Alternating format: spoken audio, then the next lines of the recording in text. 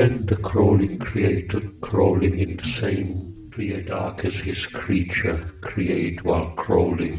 One of the questions he put to himself as between two crawls he lay.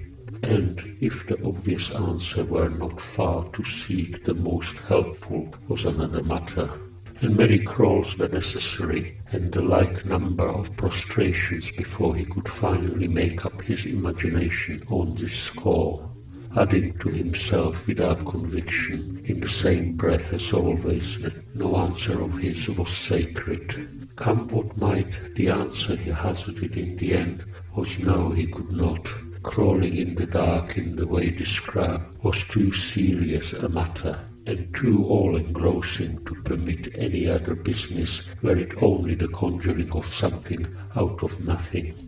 For he had not only, as perhaps too hastily imagined, to cover the ground in this special way, but rectigrade into the bargain to the best of his ability, and furthermore to count as he went, adding half-foot to half-foot, and retain in his memory the ever-changing sum of those gone before, and finally to maintain eyes and ears at a high level of alertness for any clue, however small, to the nature of the place to which imagination perhaps unadvisedly had consigned him. So, while in the same breath deploring a fancy so reason-ridden and observing how revocable its flights, he could not but answer finally, no, he could not conceivably create while crawling in the same create dark as his creature.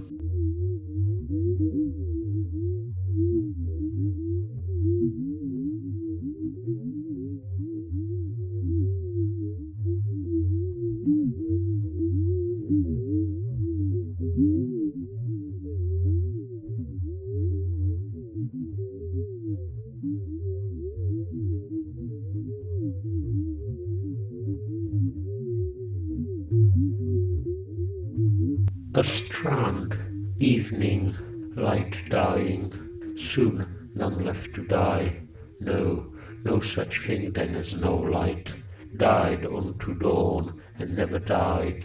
You stand with your back to the wash, no sound but it's even fainter as it slowly ebbs, till it slowly flows again. You lean on the long staff, your hands rest on the knob and on them your head. Were your eyes to open, they would first see far below in the last rays the skirt of your greatcoat and the uppers of your boots emerging from the sand. Then, and it alone till it vanishes, the shadow of the staff on the sand vanishes from your sight.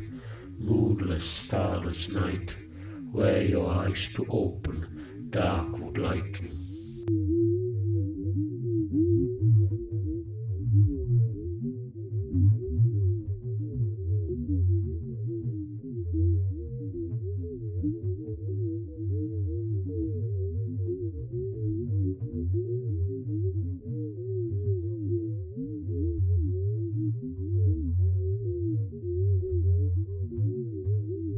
Crawls and falls, lies in the dark with closed eyes resting in front of his crawl, recovering physically and from his disappointment, having crawled again in vain, perhaps saying to himself, why crawl at all? Why not just lie in the dark with closed eyes and give up all, have done with all, with bootless crawl and figments comfortless. But if on occasion so disheartened, it is seldom for long, for little by little, as it lies, the craving for company revives, in which to escape from his own, the need to hear that voice again, if only saying again, you are on your back in the dark.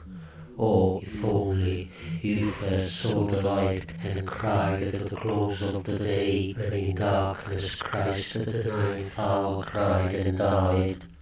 The need eyes closed, the better to hear, to see that glimmer shed, all that junction of some human weakness to improve the hearer, For example, an inch beyond reach of the hand, or better still, while the hand immovable, an unscratchable itch. What an addition to company that would be! Or last, if not least resort, to ask himself what precisely he means when he speaks of himself loosely as lying. Which, in other words, of all the innumerable ways of lying, is likely to prove in the long run the most endearing. If, having crawled in the way described, he falls, it would normally be on his face. Indeed, given the degree of his fatigue and discouragement at this point, it is hard to see how he could do otherwise. But, once fallen and lying on his face, there is no reason why he should not turn over one or the other of his sides, or on his only back, and so lie should any of these three postures offer better company than any of the other three. The supine, though most tempting, he must finally disallow as being already supplied by the hearer. With regard to the sidelong, one glance is enough to dispel them both, leaving him with no other choice than the prone. But how prone? Prone how? How dispose the legs, the arms, the head? Prone in the dark is strange to see how best he may lie prone, how most companionably.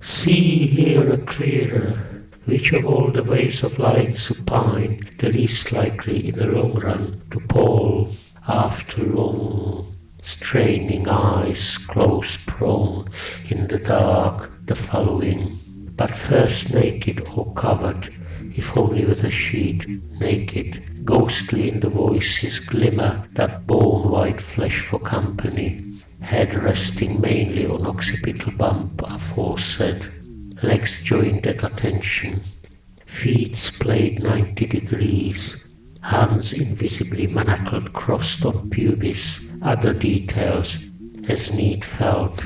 Leave him at that for the moment.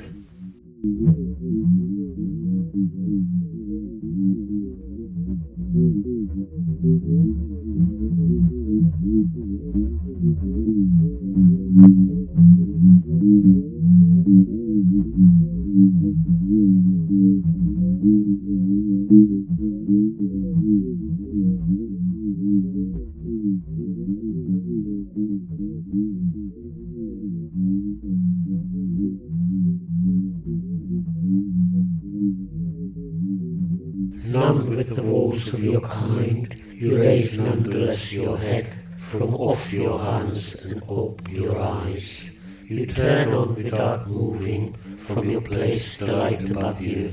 Your eyes light on the watch lying beneath it, but instead of reading the hour of night, they follow round and round the second hand, now followed and now preceded by its shadow. Hours later it seems to you as follows. At 60-second and 30-second shadow hidden by hand, from 60 to 30 shadow precedes hand at a distance increasing from 0 at 60 to maximum at 15, and thence decreasing to new 0 at 30. From 30 to 60 shadow follows hand at a distance increasing from 0 at 30 to maximum at 45, and thence decreasing to new 0 at 60, slant light now dial by moving either to either side, and hand hide shadow at two quite different points, as for example 50 and 20.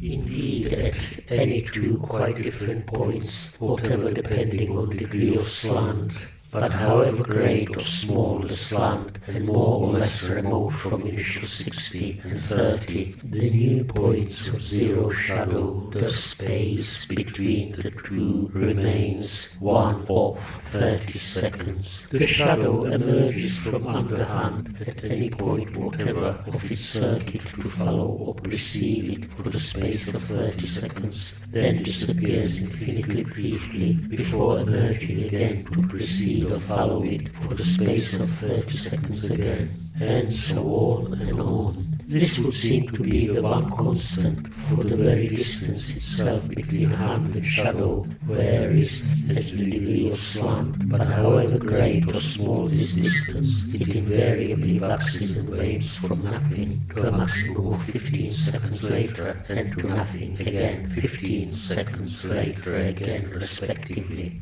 and so on and on. This would seem to be a second constant. More might have been observed on the subject of this second hand and its shadow in their seemingly endless parallel rotation round and round the dial, and other variables and constants brought to light and errors, if any, corrected in what had seemed so far. But unable to continue, you bow your head back to where it was, and with closed eyes return to the woes of your kind. Dawn finds you still in this position. The low sun shines on you through the eastern window and flings all along the floor your shadow and that of the lamp left lie above you, and those of other objects also.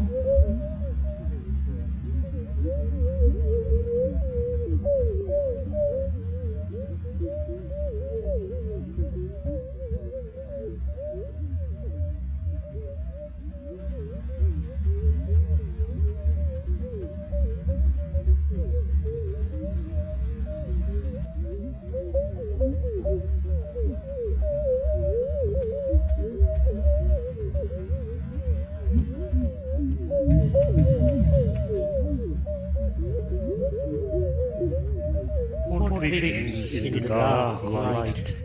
Who exclaims thus? Who asks, who exclaims? What visions in the shadeless dark of light and shade? Yet another still, devising it all for company.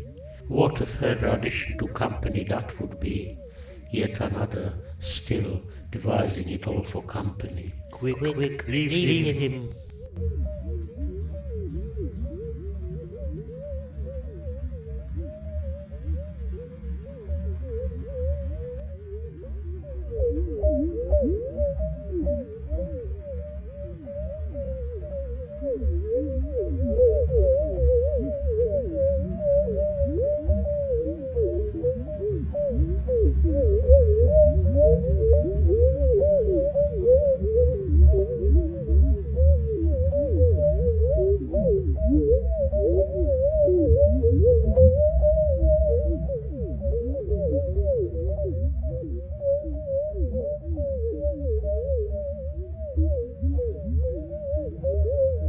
Somehow, at any price, to make an end, when you could go out no more, you sat huddled in the dark, having covered in your day some 25,000 leagues, or roughly thrice the girdle, and never once overstepped the radius of one from home. Home, so sat waiting to be purged, the old lutist cause of Dante's first quarter smile, and now perhaps singing praises with some section of the blessed at last, to whom here in any case farewell. The place is windowless, when, as you sometimes do to void the fluid, you open your eyes, dark lessons.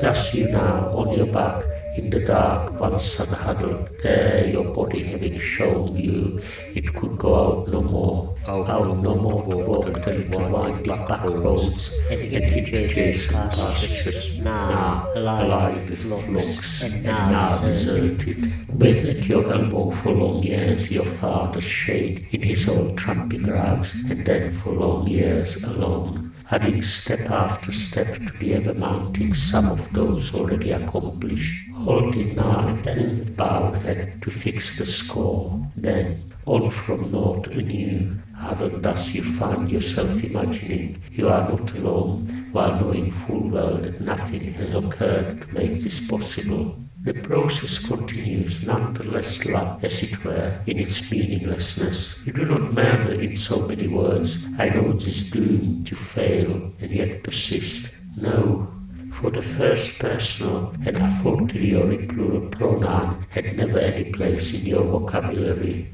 But without a word, you view yourself to this effect, as you would a stranger suffering, say, from Hodgkin's disease, or if you prefer, Percival Potts, surprise at prayer. From time to time, with unexpected grace, you lie, simultaneously the various parts out, the arms unclasped, the knees, the head lifts, the legs start to straighten, the trunk tilts backwards, and together these and countless others continue on their respective ways till they can go no further, and together come to rest. Supine now, you resume your fable where the act of lying cut it short, and persist till the converse operation cuts it short again. So in the dark, now huddled and now supine, you toil in vain.